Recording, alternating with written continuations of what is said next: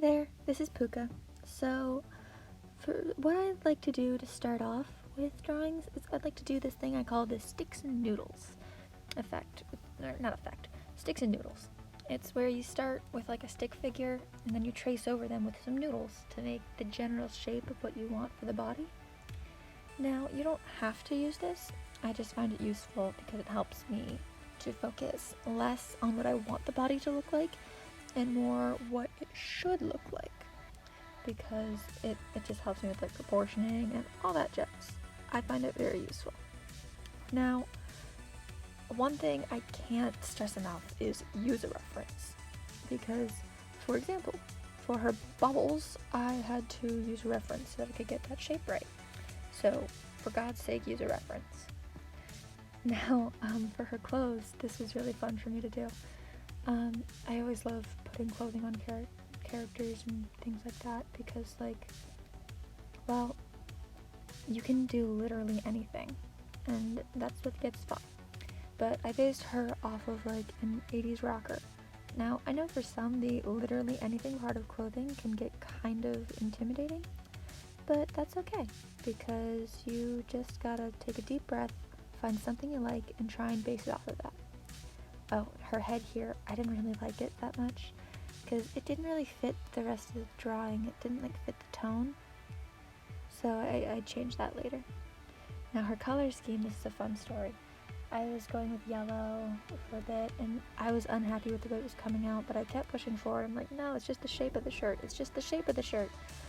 And then I showed it to one of my friends, and they were like, oh wow, I really like the colors you did the clothing outline in. And I'm like, oh, you know what, I like this better too. Why on earth did I switch to yellow? So then I switched from the yellow to green. And you can see that happening right here. Whenever she goes spastic with the layers, it's me fixing something.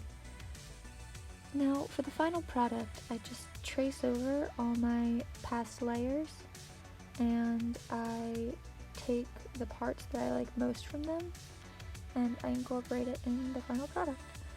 For example, I went back and used the old tractor beam that I had made.